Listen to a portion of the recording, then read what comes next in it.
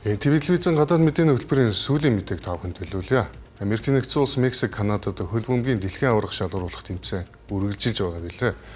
Тэгвэл энэхүү тэмцээнд ихээхэн хүлээлттэй байсан Өмнөд Солонгосын шигшээ баг Мексик болон Өмнөд Африкийн багуудад хожигдож тэмцээнээ өндөрлүүлэх болоод байна.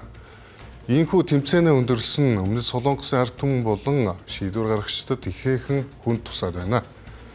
Ерөнхийлөгч Lee Jae-myung багийнхаа тааруухан үзүүлэлтийн талаар бухимдалтай байгаагаа илэрхийлжээ. Тэрээр олон нийтийн сүлжээнд өөрийн байр сууриа маш хатуу илэрхийлсэн.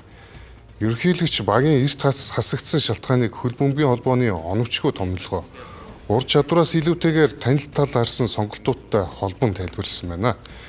Ерөнхийлөгчийн шүүмжлэлийн гол байна. Шигшээ багийн дасгалжуулагч Хон Мyon-бо болж байна. Lee Jae-myung дасгалжуулагч олон нийтийн ашиг сонирхлоос илүүтэйгээр хувийн эрх ашигыг үрдэлүүлгэж бид ба тэд гэсэн хандлага бий болгосон ийм гамшигт үр дүнд хүргэлээ гэж үзэж байгаагаа илэрхийлсэн байна. Олон нийтийн уур хилэн Өмнөд Солонгос даяар мэдрэгдэж асуудал даймжирсаар байна. Дасгалжуулагчийг нэн даруй огцруулахыг шаардсан өргөдлөө үндэсний ассамблеийн цахим хуудсанд гарч шаардлагатай гарын үсгээ цуглуулж эхэлжээ. Эхний шатны хяналтад ороход хангалттай гарын үсэг цугларсан байна. Асуудал орон нутгийн бизнесүүдэд хүртэл тусгалаа олж эхэлсэн. Шигшээ багийн дасгалжуулагчийг орж ирэхийг хоригдсон бичгийг үүдэндээ наасан дэлгүүрүүдийн зураг сошиал сүлжээгээр цацагдсан байна. Мөн Өмнөд Солонгосын хөл бөмбөгийн шигшээ багийн тамирчид хамтдаа биш хэд хэдэн хэсэг болж нутаг уцахаар шийдвэрлсэн байна.